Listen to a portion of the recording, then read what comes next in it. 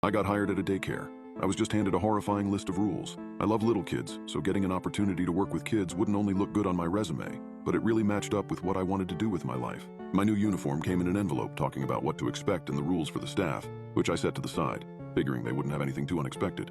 But rather than being a quaint, cheery building with colorful swings and laughing children, it was quite plain, with whitewashed brick and no windows. The front doors were painted black, and when I tried to open them, there wasn't so much as a twitch. For a second, I panicked. Was I not at the right building? Did I get the address wrong? Was I about to walk into some kind of drug den?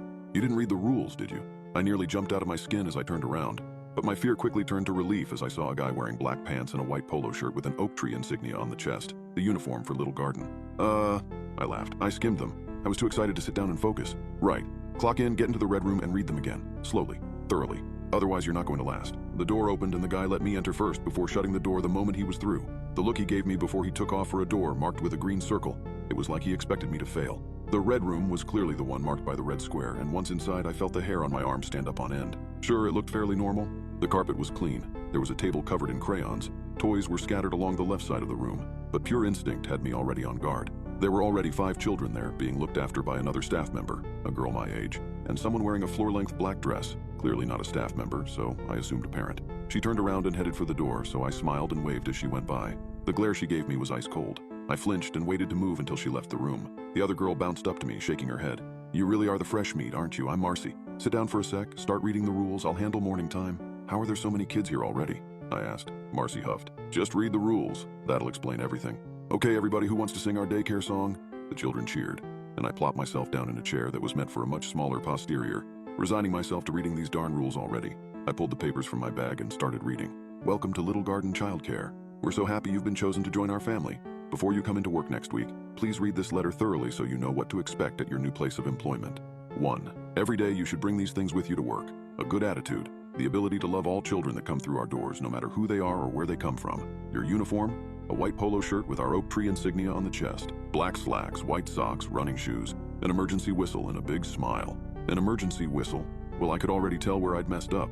I hadn't gotten a whistle with my uniform. How embarrassing. Although why I would need a whistle was beyond me. I was about to read again until I was interrupted by what sounded like Marcy having a stroke. But then I realized not only were the children singing along, they were singing the same nonsense words. It made my skin crawl. Marcy continued to sing and look at the kids while pointing at my paper, telling me to keep reading. Eat too.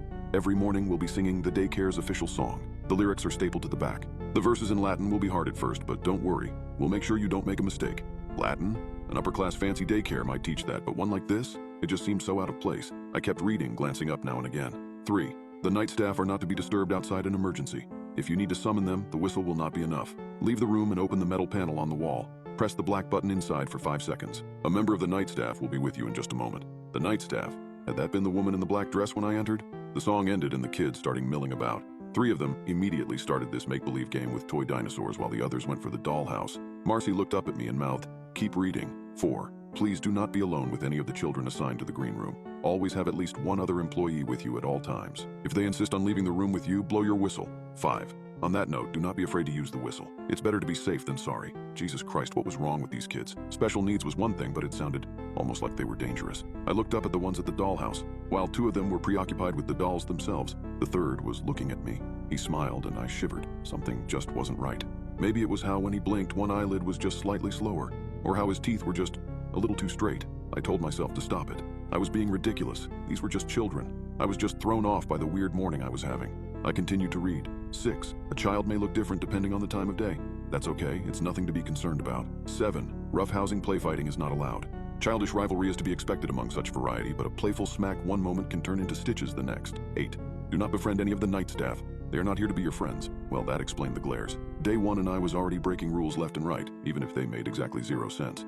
9. If a child bites you, immediately alert another employee and head into the adult decontamination room. If the biter is a child from the red room, wash the wound with soap and water, cover it, and return to work. If the biter is a child from the blue room, wash the wound with soap, water, and the contents of the glass bottle labeled #824 before returning to work. If the biter is a child from the yellow room, wash the wound with soap, water, and the contents of the glass bottle labeled #410 before going home for the rest of the day. Don't worry, you'll be paid for the entire workday. If you are bitten by a child from the green room, take immediate action. Leave the room to discourage swarming behavior. Have another employee apply pressure to the wound. Call the number for Alex. It should be written down next to the decon phone. Wait for Alex. Do not take pressure off the wound. Remain in the decontamination room no matter what you hear outside. Now I felt sick. Sure, I might have been assigned to the red room today, but what if I was moved to the yellow room tomorrow?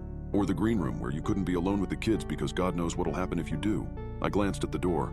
I needed this job. But was it worth it? Was I in danger here? I glanced at the next rule on the list, wondering if it would be the one that said, "Psych, this is all a joke played on the new employees." 10. Make sure to keep count of the children under your care. If you are missing a child, notify your employees and search the property. If you have an extra child, stop. Count again. If there is still an extra child, leave the room. Do not go back in without a member of the night staff. Wait. I looked up from the list and counted the children. 3 boys playing with dinosaurs, 2 girls and a boy playing with the dollhouse. 1, 2, 3, 4, 5, 6. That wasn't right. There were only 5 children when I'd entered and no one else had come in after me. Count again. 1, 2, 3, 4, 5, 6. Oh my God. Marcy? I tried getting her attention, but she quite literally just waved me off as she was focused on tying the shoe of one of the dinosaur-playing boys. Well, the rules were rules. Breaking into a sprint, I barreled my way out the door looking for a metal panel on the wall. I ran to it and ripped it open. I smashed my thumb against the black button and waited. I didn't hear her approach, but when I turned around, there was the woman I'd seen before. She towered over me, her blank eyes staring down at me. Then I heard a voice, her voice, but her lips didn't appear to move. "What is the emergency?" I swallowed. There's 6 kids in the red room now. There was only 5 when I went in," I stammered. The woman glanced to the room, still expressionless. She seemed to glide to the door, entering without making a single sound. Seconds ticked by. Minutes. It was nearly half an hour when the woman exited, 5 children following obediently behind her. I noticed the boy that was getting his shoe tied by Marcy was nowhere to be seen, and neither was Marcy. "Where is she?" I asked. The woman sighed. She miscounted. It was a costly mistake. Remember Rule 0? Rule 0? Why would there be a Rule 0? She handed me back my list of rules. I'd left it behind on the kids' table without thinking. As the night staff herded the children away, I looked at the paper and saw it was hidden in the margins of the paper. 0. Messes will happen. The janitor's closet will have everything you need to handle cleanup, from Clorox wipes to a biological waste incinerator to take care of any messes made throughout the day. My heart dropped. I was worried about Marcy. Where was she now? Was she okay? I opened the door just slightly and I almost threw up.